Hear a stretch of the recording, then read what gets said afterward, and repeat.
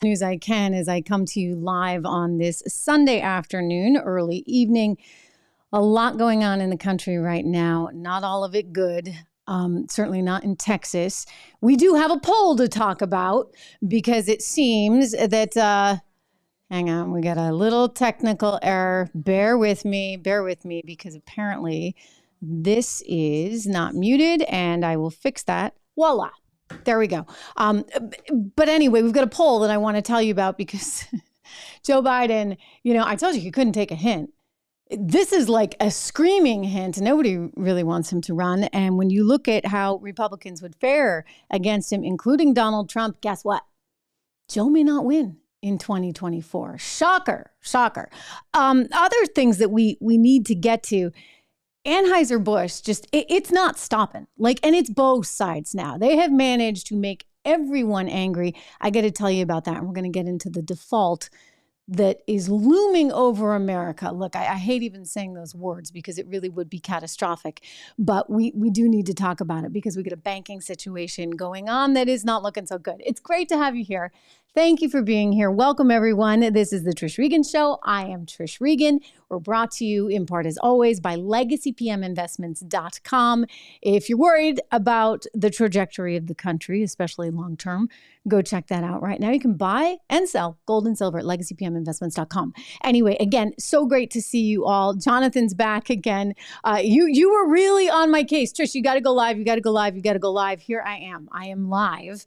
It's not as, fancy as the edited version, but we do all get to talk, which is kind of neat. Hello out in Austin. Hey, Flavius, it's good to see you again. So many of you regulars who have been here from the very beginning, back when I really was struggling. I had a few live early on, and I couldn't get the microphones to work or anything.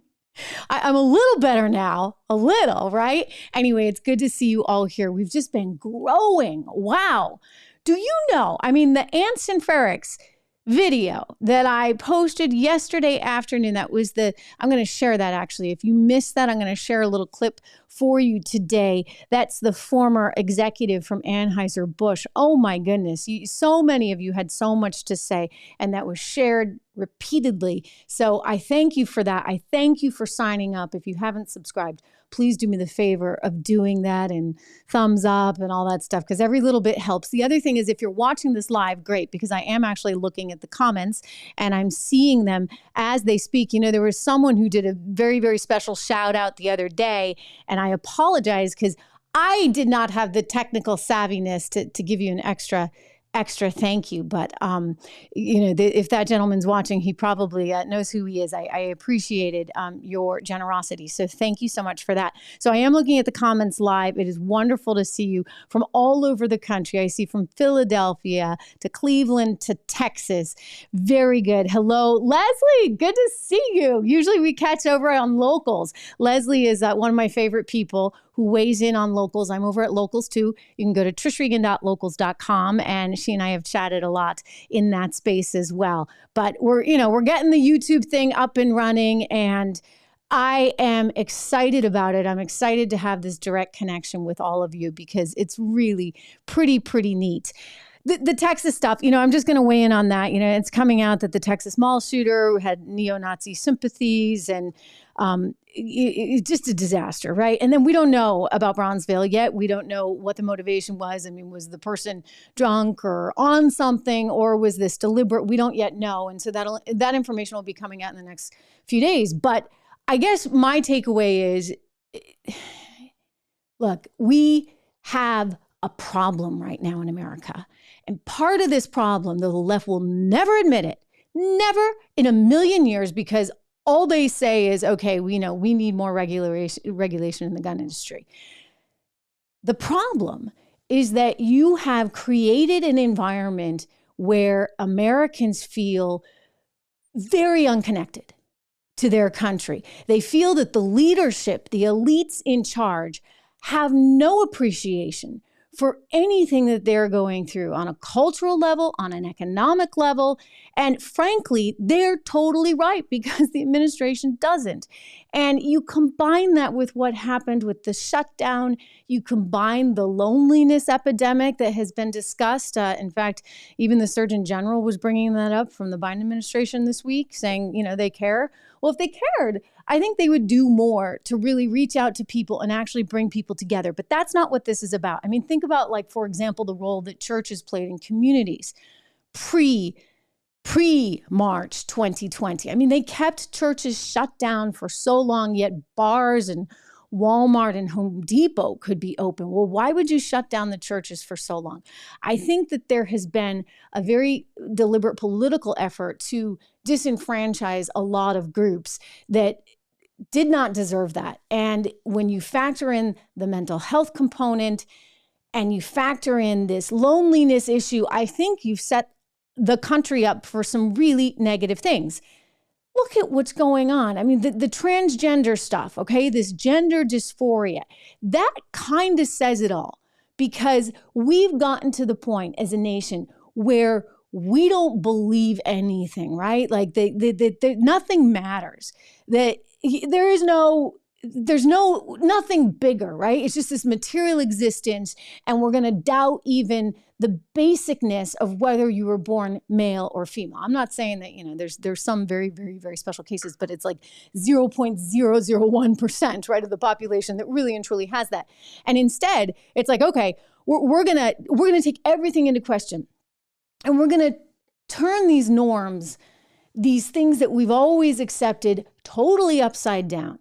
And not only are we going to totally turn them upside down, we're actually going to do things that destroy the family unit in the process, take parents out of the equation. I mean, this idea that kids as young as 12 years old can make these decisions themselves, and the parents can get, thanks to Biden's executive order, completely shut out of the whole thing. This is unacceptable. And it leaves us as a society in this place where people are sitting there going, wait a second. This is not the country I know or what I've signed up for.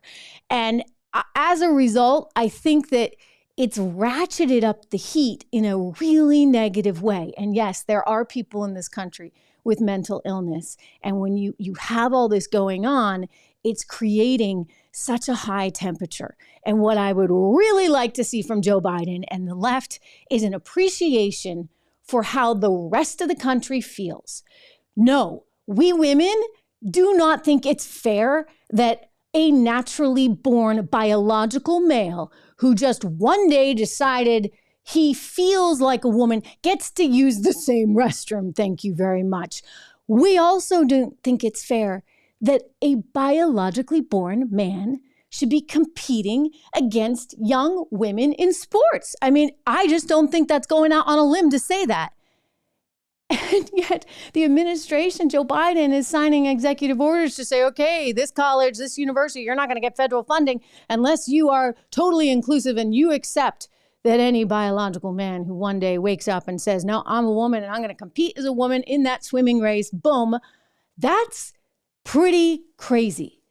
So it's creating this environment, and this never ends well. I played for you the other day the Camille Paglia quote where she was saying how you historically have seen this in different times in society. And what happens is eventually that sort of extreme strong arm comes in that often results in dare I say, kind of a violent environment, right? I mean, you look at, and she mentioned specifically, pre-World War II Germany. I mean, Weimar Republic. In fact, if you go and do some historical research, you'll see the transgender thing was actually alive and well at that time too. Probably not at this level, but still, what we need to do and what we need from this administration and any leadership, if there is any on the left, is just a deep breath and kind of just this like return to normalcy.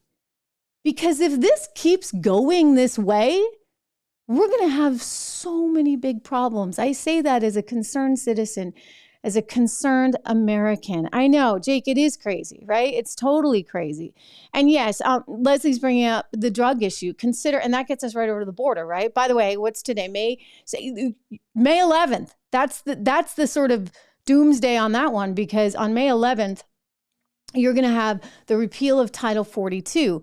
And when that repeal comes, I don't even know what we're going to see. I mean, if you're seeing upwards of 200,000 people trying to cross into the border right now, can you imagine what's going to happen on May 11th when they know once you get across the border, you can say, I'm going to, sit here and wait for my asylum trial? That's going to be a mess. And to Leslie's point, there's a lot of drugs that are coming in there. Greg, I agree. We're becoming lost as a society. I totally agree with you. Greg joining the conversation. Hey, it's so great to see so many of you here. What I would point out is that we've seen this before.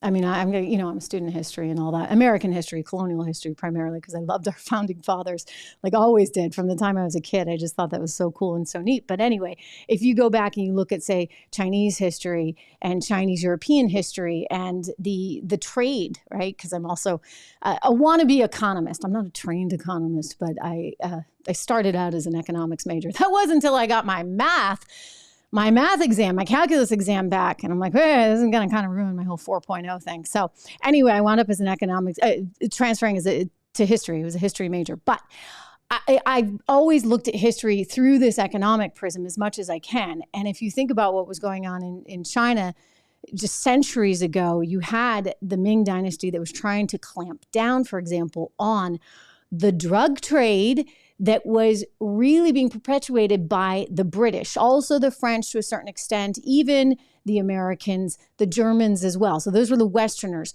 And you had this, porous border in China.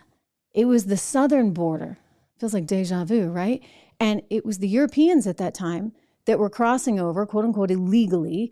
And they were basically manufacturing opium and into like a cigarette style, right? Because they had the opium over there and they knew how to, make it a little bit spiffier. And so they would bring this in. And as a result, you had 1/3 of the people there in China becoming massively addicted to opium. And so then we had the opium wars, of course, that followed. And again, the Americans played a bit of a role, not to the extent that the Europeans did, but this is still a very, very sore spot in China. And at the time, the argument was, well, hey, so what? Your border's closed, but you're not patrolling it. And by the way, there's a market need for this. These people want it. Well, it's similar to what's going on here in the US. And by the way, do not forget where all the ingredients are coming from for all this really deadly stuff. They're coming from China. They're bringing them down to these gangs in Mexico and other places throughout Latin America, where they then in turn smuggle them across the border, and it's killing our people. I mean, it's really, really, really destructive. And so you got to get back to, wait a second, well, what are we doing? Joe Biden could have finished that border wall for less money than he has spent on consultants so far. He's sending 1,500 troops down to the border to manage this whole crisis this week, but they're not allowed to really do anything. They're just supposed to, quote unquote, observe. It's like we got UN observers there at the border. I mean, what is that about?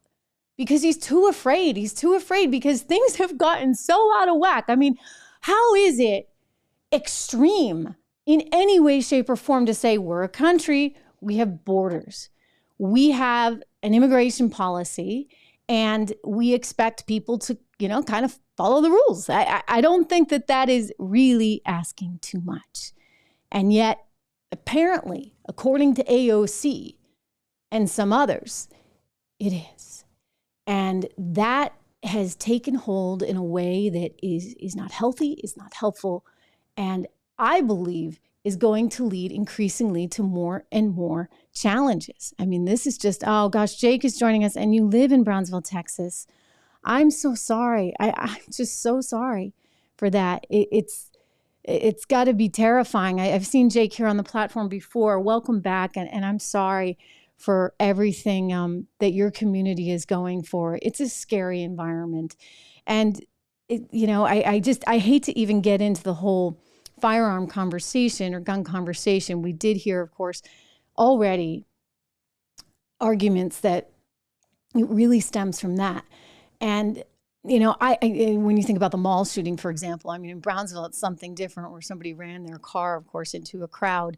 outside an immigrant center, and we don't know the full motivation for any of that. But, Jake, if you want to weigh in, feel free to join. I know you're writing in, but do let us know sort of what people are saying there. I think it's really in so many ways, not just about the firearms. I mean, look, I'm all for training. Do you know in Switzerland, this is just an interesting aside, in Switzerland, if you're over the age of 18 and you're male, you are required to have a firearm in your home, required by the Swiss government. And you go through a lot of training and they make sure you know how to use it.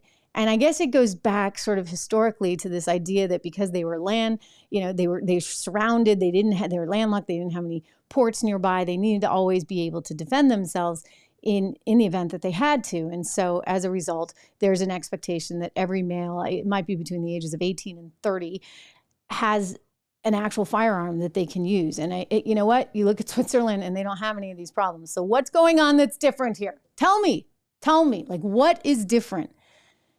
They still have social media over there. So as much as we want to maybe blame social media, I don't really think that's it. What I think it is that this divide between left and right has gotten so extreme, and the left is just ready to pounce on anyone on the right that it's, and yes, people are fragile and there are a lot of people that have mental health issues, but the political vitriol has just strengthened to the point where it's putting these people where they're just sort of going on over the edge. And I would just say one more thing on that front. We need to do a better job taking care of these people that have mental health issues. I mean, the idea that you look at San Francisco and they have such an atrocious homeless problem, that's not okay. That's not acceptable. Where's the government? What is the government doing? Like, why can't they do anything? It's not right. Because one, it's jeopardizing the rest of the community. And two, it's putting these people that are homeless in a horrible spot. So it's terrible. It's really terrible. And we're thankful that, in terms of the Texas mall shooting, that there was a police officer nearby who, what a brave man. Say what you want about the police. I mean, they live in a whole different world, right? To me anyway. And I just respect them tremendously because their lives are literally at risk. Every day, I get to sit here and talk to you guys. We all go to our jobs and do our various things, but we don't have our lives actually at risk every day. And that's what a police officer faces. And then this gentleman there at that mall was off duty at the time and just ran straight into danger and saved a lot of people because of that. So that I just wanted to talk to you a little bit about the Texas situation. It's really disheartening and scary and all of those things. And Jake, again, thanks for weighing in on that. I am very sorry for your community's loss. But let's turn to another story. New poll. What do you know? And this new poll tells us what I think we kind of already knew, that Joe Biden is really not all that, right? Like it's like Joe Biden is not what the country wants right now, not even the Democrats. I mean, we learned that the other day, 51% of Democrats in another poll said they didn't want him to run again. ABC News did this great story where they went out and they talked to all these people and kids on college campuses. And they're like, okay, so you Biden, he's your guy. Like, why? And nobody could say why. Nobody could say why. And there'd be like this awful pause. And then someone would say, well, because he's not Trump. I'll tell you, you need more than that. You really do. I know negativity plays a role in politics and all that, but you need more than just not being Trump to win this thing because there's so much other baggage. I mean, maybe it got you through before. It's not going to get you through right now because we got an economy that's a mess. Major inflation that's still coming. I mean, the Fed can't really do anything about it. We're facing a default. We'll talk about that in a little bit. And consequently, he's just, I don't know how he's going to pull this off. I mean, you get a border mess going on that's about to get worse in a whole couple of days. You got the Ukraine-Russia situation. You got Taiwan going on. I mean, it is doomsday. And so this doesn't surprise me at all. In fact, what you see in this ABC News Washington Post poll is that Biden has reached the lowest level of his entire career. in his approval ratings. Does that surprise anyone? Curious to get your reaction as we are live in today's show. I'm just looking at what you're saying. Thank you for the compliments on my outfit. I'll always take compliments, believe me. I think that this is indeed a problem for the Democrats overall. Definitely a problem overall because they don't have a lot of sort of wind at their back with Joe Biden right now. It's pretty wild. Let me get some of these specifics out for you because I just was sort of astonished at how poor he's polling. It's indicative of, again, what I'm talking about, that people are like, this isn't really working for me, right? It's not working for me. It's not working for the country.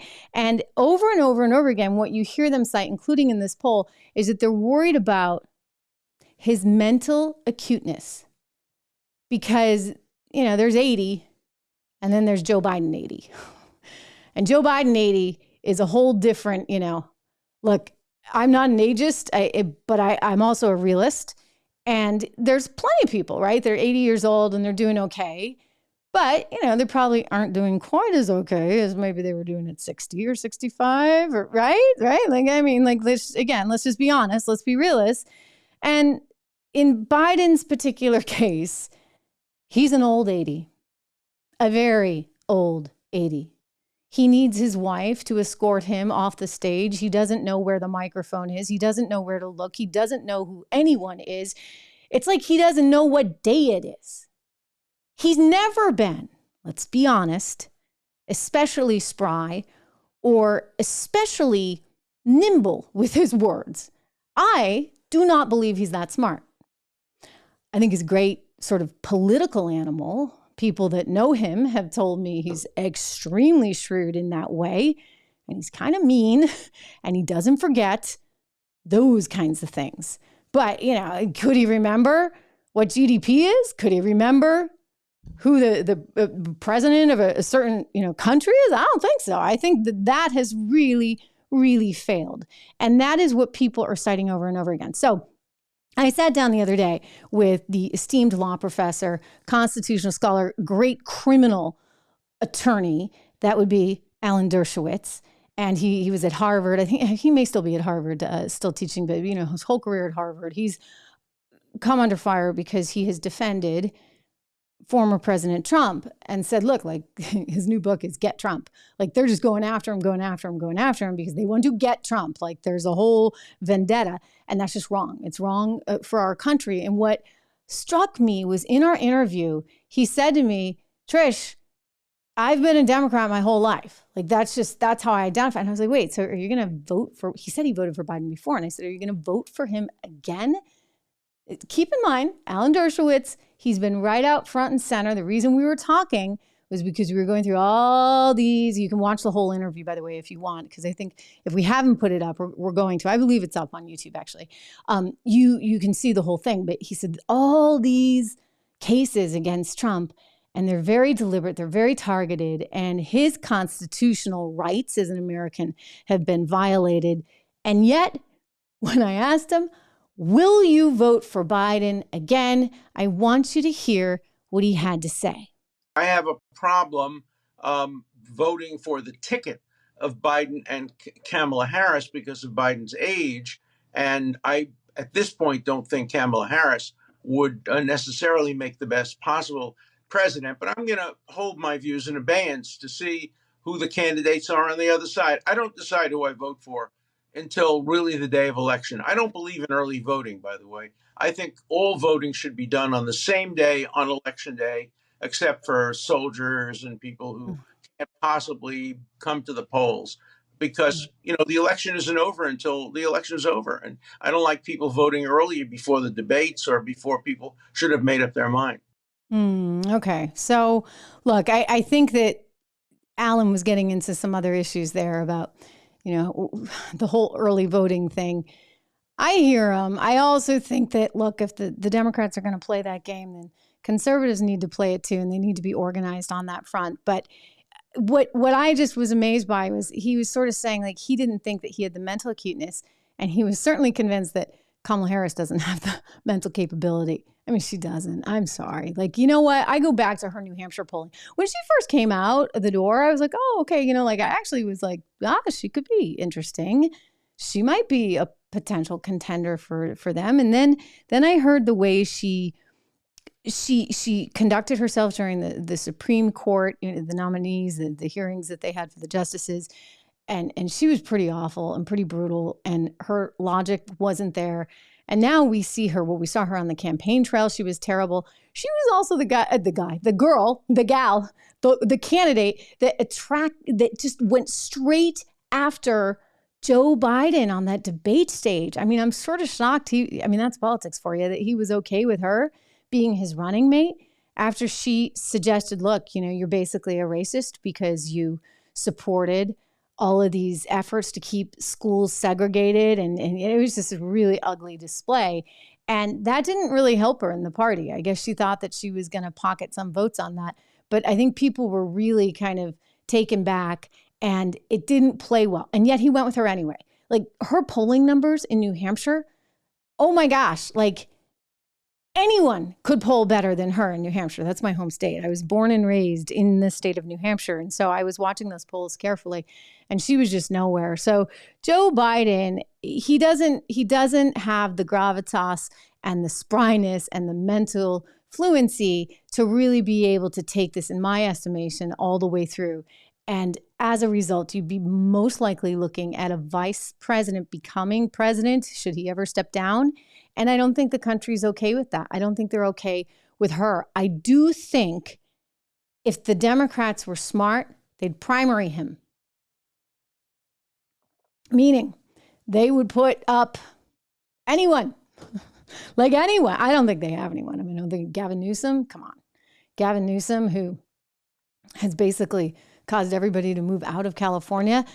I mean, he looks younger. I guess that he's got that going on, but they don't really have anyone. Pete Buttigieg, forget it. I mean, don't forget all the infrastructure, massive challenges and problems we have had here in this country. So he doesn't really have much of a track record to run on. I think they're in trouble, and they're in trouble because they have, so to speak, sort of literally eaten their young. They have no one young. It's just Joe. Maybe Hillary. Could Hillary come back for another round? Wow, that would be something. Back to some of the problems with Joe Biden. I mean, the economic stuff is obvious. The international stuff is obvious. I think his Secretary of State is doing a terrible job. Allegedly, it was Secretary Blinken, our Secretary of State now under Joe Biden, that orchestrated that letter. Don't forget that letter, right? From Mike Morell and 50 other ex-spies, political hacks that were trying to say that the Hunter laptop was nothing but a bunch of disinformation, when in fact it was true. And the stuff that they told us before was definitely fact, and they had it on good authority that Trump was compromised by the Russians, et cetera. Well, that was the stuff that was the misinformation, disinformation, if you would. So we've got a team in place that is not ready for prime time, as they say. This is the B team, Biden and Blinken, good old B team. And you know what? We are still the United States of America, although you wouldn't know it, considering who they want to use as their Navy recruiter. They're using this. This is unbelievable. If you're looking at the screen, if you're listening to this on Apple, iTunes or podcasts, I hope you are, by the way. Hey, everybody, I should ask you to do this. I don't want you to leave this stream right now, but if you would, at the end of the show, go over to the Trish Regan Show on Apple Podcasts, and there's like 3 little dots on the top right-hand side. Click those 3 dots and hit follow. And then if you really like it, I would so appreciate this if you would give it 5 stars, and even if you would give it a review, because that's how we kind of break out on Apple too. So do that for me if you can, but stay here for now. We'll get back to that in the end. So this is the Navy digital ambassador. And the thought is that you're going to use a drag queen to somehow entice more people to go into the Navy. I mean, this might be worse than Bud Light. Now I'd be like, okay, no, I definitely don't want to be part of the Navy. I mean, if I were a guy or a girl, which I am, this is not going to do it for me. just not going to do it for me. I mean, the idea that Biden's Navy is trying to somehow like give this a rubber stamp of approval. I mean, that's all you need to know. That's all you need to know, that we're basically doomed. And China, have at it, because you got a lot of men, by the way, because of your history with your one child stuff and the horrible atrocities that happened as a result. So you get plenty of men, and we're going to have drag queens recruiting for our Navy. Look, nothing against her. But, right? Okay, so there's another one that caused all this stir, and there's a new development on this one. Hi. I get to tell you about, Impressive carrying skills, right? I got some Bud Lights for us. So, I kept hearing about this thing called March Madness, and I thought we were all just having a hectic month, but it turns out it has something to do with sports. And I'm not sure exactly which sport, but either way, it's a cause to celebrate. This month I celebrate. We don't need to see her anymore, or him, or whatever. Just go by the name Dylan, I guess. So Dylan Mulvaney. Dylan Mulvaney is someone who was an actor who had this whole shtick of being super duper gay and couldn't make a living at it. And so Dylan Mulvaney put on a wig and some makeup, which Maybelline now gives him, and said, I am now Dylan Mulvaney, a girl. Not even a woman, a girl. And he's celebrating his, however many days as a girl. So the transgender community doesn't even appreciate Dylan Mulvaney, because this is just really taking it too far. And I suspect that some of them believe that he's effectively making a mockery of them. I know as a woman, it's making a mockery of us, and I don't appreciate it. And I think to all those Bud Light drinkers out there, of which many of you are, he was mocking you, and the company was mocking you. I don't actually drink beer. I'm more of a champagne girl myself. I think I had like a few Bud Lights many, many years ago. I was like, yeah, this is not for me. I don't really like it. I mean, I don't think it's a very good beer, but I'm also not a beer drinker. So I'll leave that one to the beer experts. What I would say is it was an insult. It showed how little they thought of their customer base. And so, yes, they got rid of their marketing heads, but it's not enough. It's just not enough, because you're trying to go back to all these commercials and the country music and the horses and, the king of beer. The king of beer, you've probably seen the meme, is now the queen of beer. I mean, there's no way you can have a Bud Light or order a Bud Light at a restaurant right now and like not have these images come floating right back into your head. I don't care how much you like it. And everybody's switching to Coors Light or Miller Lite. And that's why their sales are way up and Bud sales are way down.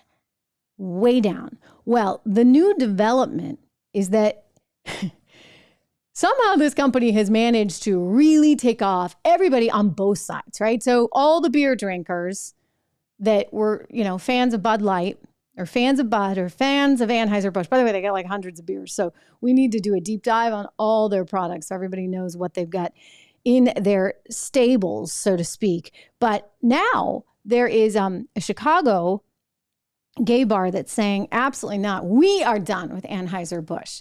It's called Two Bears Tavern Group, and this was a story that was reported over the weekend. They have said they are cutting off all Anheuser Busch InBev products. It's AB InBev. It's a Brazilian company that bought Anheuser Busch back in 2008 for $52 billion. So it's not even the St. Louis, Missouri American company that you might have thought about it as in the past. Anyway, so they're getting rid of Busch Light, Bud Light, and Goose Island 312, which I guess they had there at their bar in Chicago.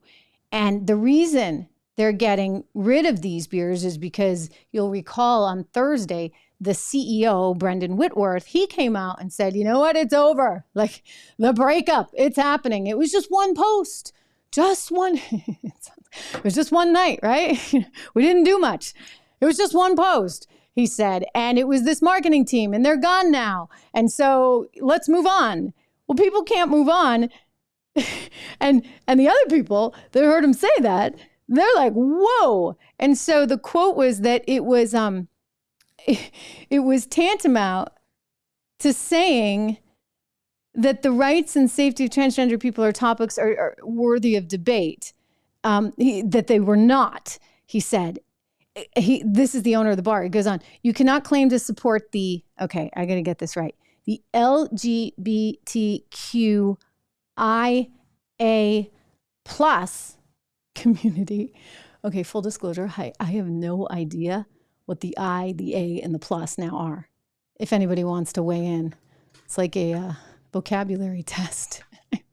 Pretty soon you're going to have the whole alphabet. Pretty soon they're going to run out of letters, right? I mean, that's a lot of letters. Wow. Anyway, so said that the LGBTQIA plus community, if you don't support us, right? Oh, wait, if you don't support the T? What is the T? I thought we already got to the T. These are too many letters for me. Anyway, you get it. I guess that's transgender. You get where he's going. He's all upset. The bar is all upset because they're saying, you're not supporting us.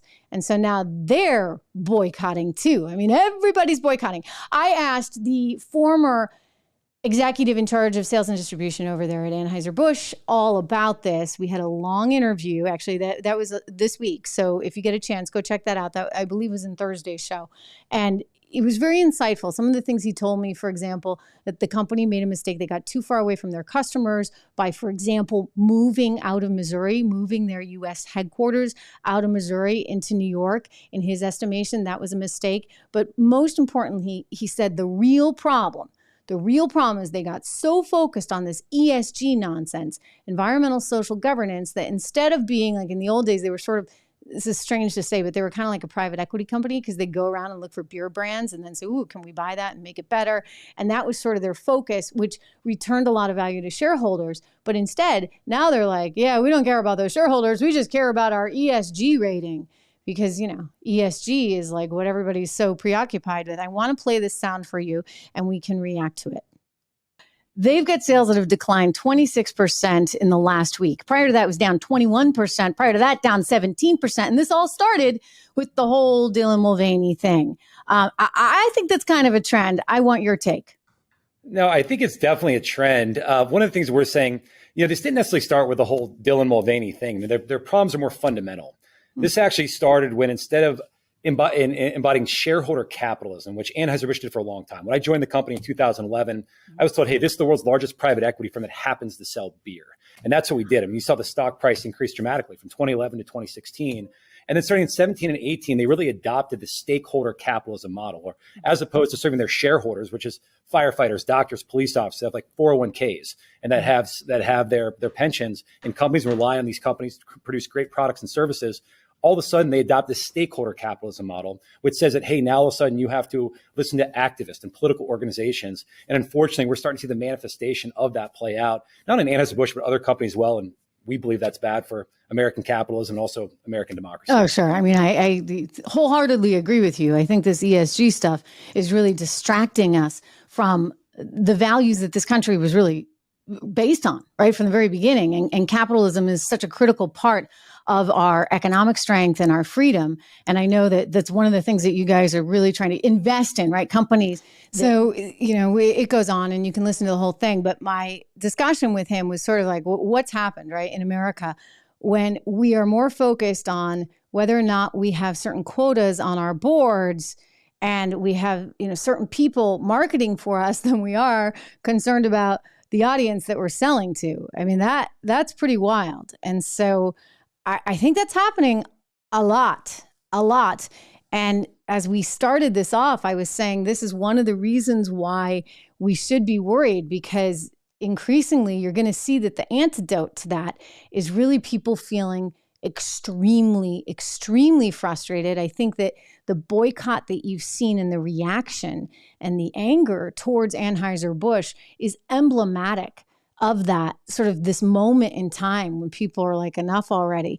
You think about how willing all the quote unquote elites, from Hollywood stars to politicians to CEOs to anyone who has sort of a stake, right? Like as a traditional sort of stakeholder, they're so unwilling to call any of this out. Even people that, by the way, would not have been in their positions, like female athletes, if we suddenly said, okay, anybody who feels like a woman today, who's actually a biological man, you want to play basketball with Brittany Griner, here you go. Everyone deserves the right to play. Everyone deserves the right to come here, sit in these seats and feel safe and not feel like there's a threat or they can't be who they are. Definitely will be speaking up against that legislation and those laws that are trying to be passed, for sure. Yeah. So hate to tell you, Brittany, but you wouldn't make it in the NBA. You're in the WNBA, fine. I mean, even by the way, that is her voice. You're in the WNBA and you're very talented in the WNBA. But you'd be nowhere in the actual NBA. I mean, I just, again, I'm just being a realist, right? Like men and women are different. And we can have babies and men cannot, right? It also means we have a different body composition. And the fact that we have to say this and that somehow that gets people triggered, I mean, enough. So this is what's so crazy. What also is wild to me about this whole story, when you think about it, is that no one, going back to Anheuser Busch, no one on Wall Street was willing to come out and say, like the day that it happened, that this would be bad news for the company. Why? Oh, because the ESG police would come after them. The ESG police, and the police chief is Mr. Larry Fink. Larry Fink, who runs BlackRock. It's the largest asset management company in the world. The biggest one in the world. I mean, it has like more than half the size of US GDP under management. So they make the rules. And they are saying they want to influence culture. They want to influence the environment through ESG scores, environmental social governance. And so for you to get a decent ESG score, you have to meet all these qualifications. I would like to know what Larry Fink's ESG score is, in all seriousness. What's the ESG score over at BlackRock? Because they're always on their private planes flying all around the world to try and do all these deals and scrutinize other people's ESG, right? I don't think they have a very good ESG score, but maybe they would say somehow they get credits. There's a whole credit thing going on, right? Like the carbon credits. That's a whole racket too. They get credits because they're policing everybody else. I mean, it's a rigged game. It's a rigged system. And what's kind of interesting to me is to see how Americans are calling it out. I wish they'd call it out on more fronts because you've got other things happening. I mean, look at the Nike stuff, right? Nike. I'm not wearing any more Nike. Are you? I mean, I'm not buying any more Nike. Thank you very much. I'm not wearing what I have. In fact, the other day, I had a shirt I was going to put on and do the show, and it was kind of just an athletic shirt, and it was kind of fun because it's a little more casual here, right, than it would be in another setting. And I had forgotten it was Nike, and I looked over and I was like, oh, forget this. I took it off, threw it out. I just have no interest in Nike right now. The other thing that I've just cleansed myself of is all my Maybelline products, because I always wore Maybelline foundation and it had this SPF in it, and I wore Maybelline mascara and eyeliner. Well, actually it was a L'Oreal mascara, and I think that the company's owned by L'Oreal. That's what's kind of complicated. You actually have to look at the whole food chain here, because a lot of these brands are owned by bigger brands. And I'm not wearing any of that stuff anymore. I'd like to see a few more women out there in front of it. I know a lot of women here on this channel care really passionately about it like I do, but I'm sort of like, why isn't Nike's stock tanking? Really? I guess they're so embedded. Somebody else said to me, a really smart investor, who, by the way, I told you about him, like the day this all happened, like I said, like nobody on Wall Street would actually say the obvious, which was that Bud Light sales were going to fall and the stock would trade down because they're all terrified. ESG police will come after him. But my investor friend said, you know what? I'm buying shares of Molson Coors under the ticker symbol TAP, T-A-P. And sure enough, he did. And what have you seen? But Molson Coors has gone way up because they're two beer brands. One is Coors Light. The other is Miller Lite. Those have both increased in sales in the latest week, 13% each. Well, Bud Light sales are down 26.1% each. So it looks like there was quite literally a migration over to a competitor. I know a lot of you don't love that company, but it is still a phenomenal example of if you have that competition out there, and there's a lot of competition in the beer space, people will migrate. And so 13 plus 13 is 26. You got 0.1% that maybe has gone somewhere else, but it's a pretty direct correlation. So pretty fascinating. You've seen shares of Tap go up, shares of Bud have gone down, and they'll probably continue going down. And I wouldn't even be terribly surprised if ultimately there's some restructuring overall at the company. I don't know how much longer they can really keep this particular brand. Bud Light will probably have to get repackaged in some way, shape, or form. It's unbelievable, just really, really unbelievable to see. And contributing, I think, to the political concerns. One other thing that Joe Biden is really going to come under pressure for, and it's relevant right now because we're in such a mess financially, is concerns that the U.S. is possibly going to default on its debt. I mean, I don't think it's going to happen today, tomorrow, next week, in June. I don't think I sure hope, because let's just say it would be game over if, in fact, that transpired. I mean, it would just be a catastrophic mess. So let's all hope that doesn't happen. But the reality is this: you've got a messed up situation in Washington. You got a president who is just clueless, that thinks a 12-year-old should be medically responsible for him or herself, and that you can shut parents completely out. I mean, that is just bonkers to me. Who thinks that universities should be stripped of federal funding if they don't offer all the scholarships to it's the whole Title IX thing's supposed to be for equal opportunity, right? For men and women in the athletics department. But now men can go and get a women's scholarship. This is really, really strange. And so I would say it's about as weird as it could get. So who's to say that I'm not wrong when I think, gosh, well, we couldn't ever default on our debt, right? Nobody would be that stupid. Could they be that stupid? I think, maybe I'm naive in this. They could be that stupid, because I've been surprised by a whole lot of things that are going on. So consequently, this is going to continue to dominate in the news. We saw that the market traded up more on Friday. People are thinking maybe we'll get through this. I think it's going to be a bad year. I think it's going to be a bad year because I don't think this regional banking crisis thing is over. I think as much as Warren Buffett wants to pretend that it is over, and Jamie Dimon also came out and basically said that, I think we're going to have more pain. Warren Buffett, over the weekend, he hosted his annual Berkshire Hathaway. Berkshire Hathaway is just like one of those warehouse companies, just a really interesting safe haven play traditionally. And though it's probably got more competition right now than at other times, it's still one of those mainstays in a lot of people's portfolios.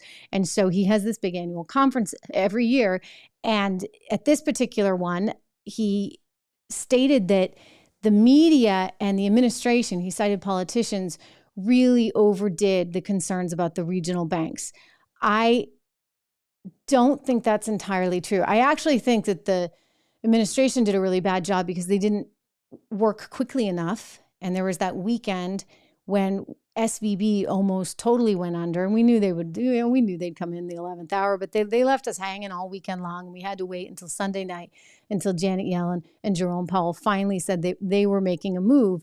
And so the fear of bank runs is still present in everyone's head. And logically, I mean, it should be there. I wouldn't be doing my job as a journalist, as a reporter, as a commentator, if I didn't talk to you about the concerns about regional banks. I don't think necessarily any of them are going to go completely under. I think that the administration has made it pretty clear they're there to save everyone, which has a whole other set of risks involved, and we can shelve that for another day. But nonetheless, I don't want my money in a regional bank right now. Who needs that headache? And so for Warren Buffett to say, the media is overplaying this, no, I think in that case, the media is doing its job. And they always worry that, these things, they take on imagination and then it just keeps happening. And maybe to a certain extent, some of that happened in 2008. But don't forget, all these banks, they have to do what's called mark to market. Mark to market means you look at everything that you have in your portfolio, right? Like if you're a family, you look at your bank account every day, you see how much it's worth. And they have to report how much they have on a daily basis. Like that's part of the regulation system. And some of these banks really stupidly went extremely long treasuries when treasuries were given like 1%.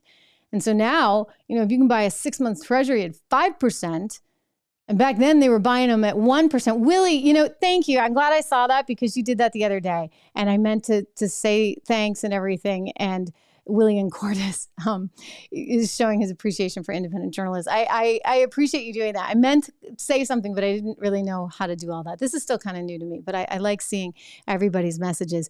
But anyway, so the regional bank system is under threat because these people, for whatever reason, I don't know why you wouldn't hedge this unless they drank Yellen's Kool-Aid. I mean, she's sitting there like, oh, it's just transitory. It's just transitory. Like this inflation, it's not baked in. It's really not going to happen. I'm like, are you kidding me? Like, it was so obvious. And yet nobody would talk about it.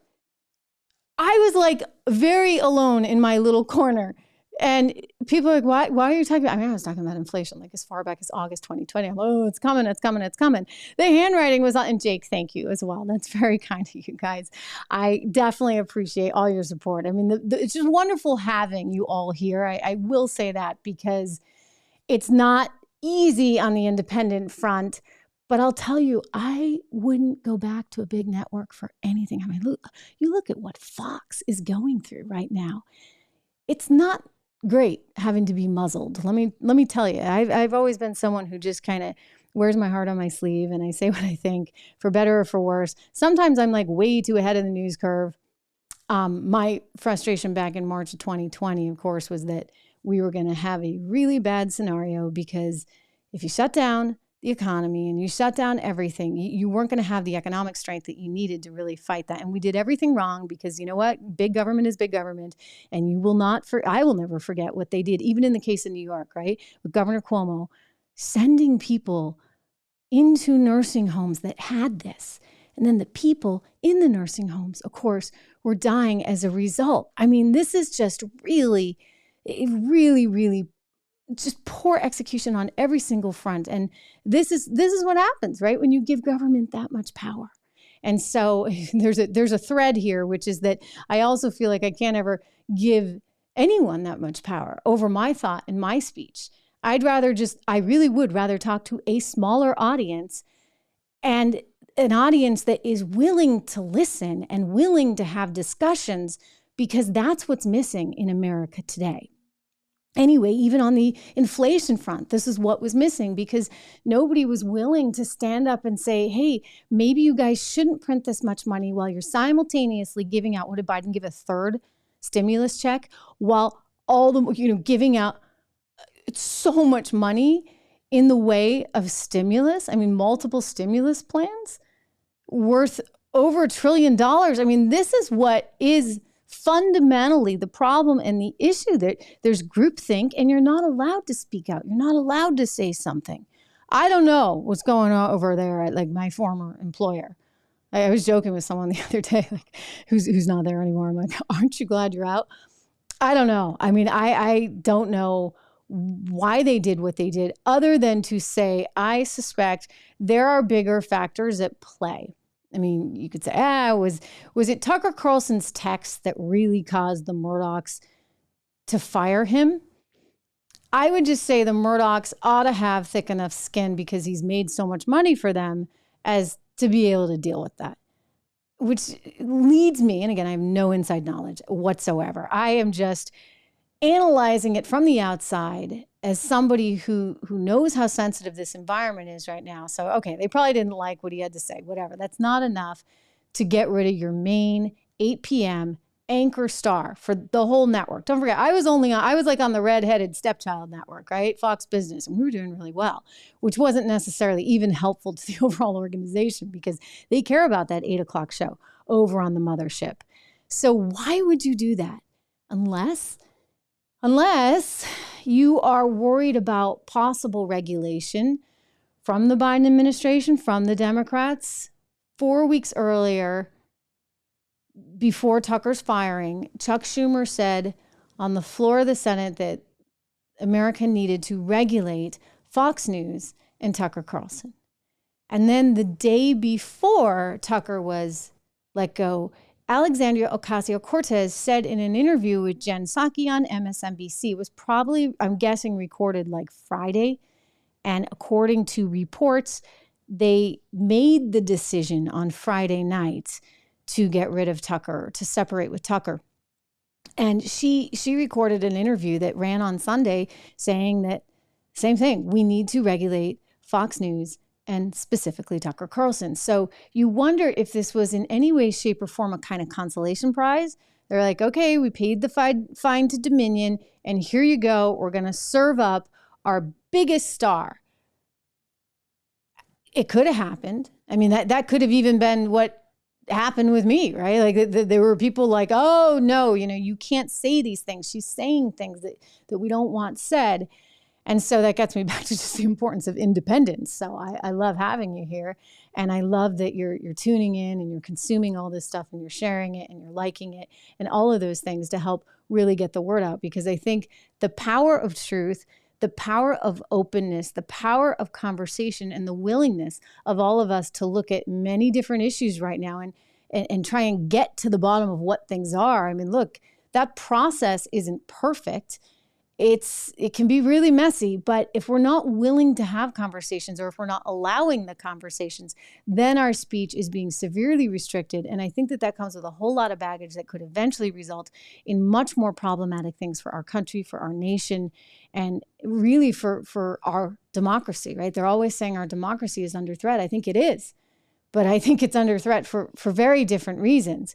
And I worry about the future because of this suppression of the truth. And I think if you look at what's happening in terms of Bud Light right now, it's a great example when, you can only push people so far, and they literally wanted to shove it down our throats. We're going to drink the beer, that somehow they've got their position and they want us to go along with it. And people just said, you know what, we've had enough. We have had enough.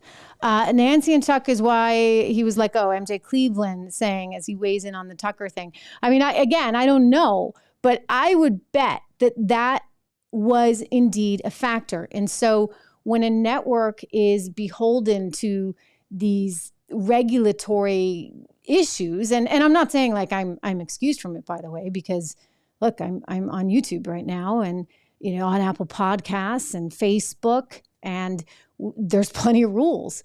And sometimes I don't even know what those rules are. I'll find out.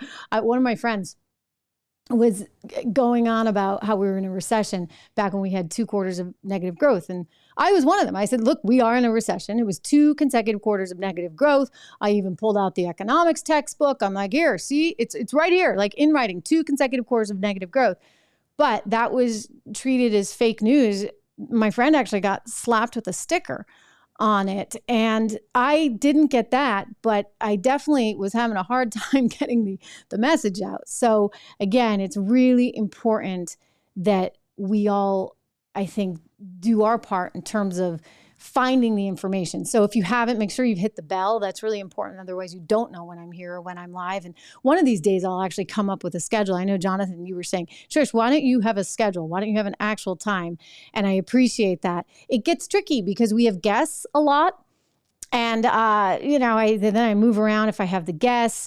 And then, I've got a full plate of lots of stuff going on in my life. So one of these days, hopefully in the near future, maybe in the next couple of weeks, I will commit to an actual time, and then we can all meet here on a consistent basis. And that would be a lot easier probably than dodging around saying, okay, is it 6 o'clock? It tends to be around 6 o'clock, but I might actually try it a little bit earlier. Hey, it's so good. Good to see you. So Mark Lester, suggestion, perhaps you, Tucker, and Bongino can start your own channel. Now that's an idea. You know what? I just got to say, I love Dan. I love Dan Bongino. He is just one of the nicest people you'd ever meet. He really, I can't say enough good stuff about Dan. I was really surprised when Dan left. By the way, that would have been a logical person to put in that slot, right? If you're thinking strategically as a business, if for whatever reason you got to get rid of one person, you always want to have a bench. You always want to have somebody that can, at least keep the seat warm. You have to. I mean, unless you're going to do it yourself, right? I mean, is Rupert going to get up there on stage at 8 o'clock or Lachlan? Maybe. I mean, who's going to do it? So I think that Dan Bongino would have been a very logical choice. So I think it's a little odd that somehow those contract negotiations broke down. By the same token, I know Dan, and he's extremely entrepreneurial. He's extremely independent minded, and like me, doesn't appreciate all the, oh, you can say this, but you can't say that. You can have this guest, but you can't have that one. All the sort of micromanagement that comes most likely with, I don't think he's at a radio show, but that's a little bit more independent. Once you're in a network, there's just like all these layers. And most likely because of the Dominion suit, the layers grew even thicker. And it's possible that he just kind of had enough with that. I do, he said that they were in negotiations and that they were trying to get there. And I think he was a little bit surprised, but that basically the negotiations just broke down. And that may have had something to do with, look, he's got an investment in Rumble, which I'm on, by the way, too, Rumble. And at some point, again, I got to get my technical knowledge a little bit up to speed. I got to get my producers technically. We're going to get there, okay? Promise, guys. But we want to go do this live on Rumble as well so that we have a chance to communicate on multiple platforms. But Dan has a very big interest in Rumble. Dan Bongino also has lots of other stuff, right? His podcast, et cetera. And so I think that he's entrepreneurial in spirit, and that spirit was probably getting maybe suffocated a little bit. And I'm sure he was not willing to give up his interest in his other ventures, nor should he have. I mean, the smartest thing he did was he was a Fox contributor, but he kept all the other stuff going. And I haven't talked to him directly about this, but some of my friends have said, look, one of the interesting things about Dan was they always wanted to hire him full time for years. And he was like, no, it's okay. I'll come on your network. Like, you don't even have to pay me. Like, just don't restrict me. And that's kind of how I feel as well. Like you don't want to have any restrictions around what you're doing and what you're saying. And that's why it's just important to have a direct line really to the audience. We've got a new website coming out I should tell you about. If you haven't gone to trishreganshow.com, do go over there. Don't hold it against me because it's getting totally reworked. We actually haven't put any of these clips or any of the news up there in a little while, but there's this little pop-up, and the pop-up is an opportunity for you to sign up for my free newsletter. And I'm not sending out a lot of newsletters yet, but I'm gearing up to do it so that you'll get regular, hopefully daily. If not daily, we'll do it at least once a week. It's a free newsletter that I have that I'd love for you guys to sign up for if you haven't already. And don't worry if you don't get lots of emails from me right off the start. I just want to make sure that it looks really good and that it's got great content and that you're going to love it. And I want to love it. So I don't want to send anything out that's sort of half, you know what. And for the website, again, that's all being redone. So go take a look. And like I said, it'll look very, very different in a couple of weeks. But trishreganshow.com is the website, and you can sign up for the free newsletter, which I'm excited about. I mean, again, it gives us that direct connection, and I can get word out to you even that way, right? If I'm going to be live or if I'm going to be doing anything that we can all get in together on. Somebody's asking about Maria Bartiromo. Again, one of my most favorite people in this business. Maria and I have worked together many, many years, and we're still friends. She is just the salt of the earth and a lovely, lovely person. We anchored the debates together. I was doing sort of the underdog one, remember? Because in 2016, we had so many presidential candidates. There were so many on stage. So then they had to break it up, right, into two sessions. And so Neil Cavuto and Maria were doing the big one, and it was myself and Sandra Smith and one of the guys over at the Wall Street Journal. It did the underdog sort of debate. And so Maria and I grew closer because we would work on questions together, et cetera, and have a lot of meetings where we discussed all that stuff. She's amazing. And we worked together at CNBC too, but I got to know her better at Fox even, and she's just an incredible person. And I'm so glad that she's there. It's important that she stay there because she's an honest broker and she's passionate about what she does.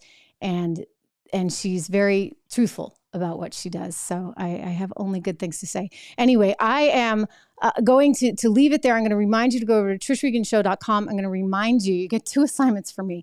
And I can tell, by the way, because if any of you go over to the Apple podcast, I can see right away how many stars we're getting. Let me tell you, oh my gosh, I am 2 stars away from 1,000. We have 998 reviews. So 2 stars away from 1,000. All right. I would love it if you guys could at least get me over 1,000. Again, that's the Trish Regan Show. I wish I could show you this, but you go to, I don't know if you can see this. You can't, I'm sure. But like if you go to Apple Podcasts and you go to Trish Regan Show, you go up here, there's these 3 little dots and you click it and you hit follow show. And then you're going to get all of my audio there, which again is just an important way to reach you. And I will always be there on Apple Podcasts. And then this little 998. So we've got a 4.9 out of 5. Not bad, right? You know, we get some haters out there. I get it. Somebody didn't like me very much. And so it's a 4.9, but that's okay.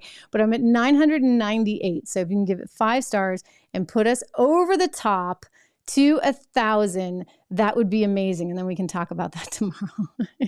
It's really good that you're all here. I will see you tomorrow. Have a great, great evening, everyone. And we'll catch up very soon.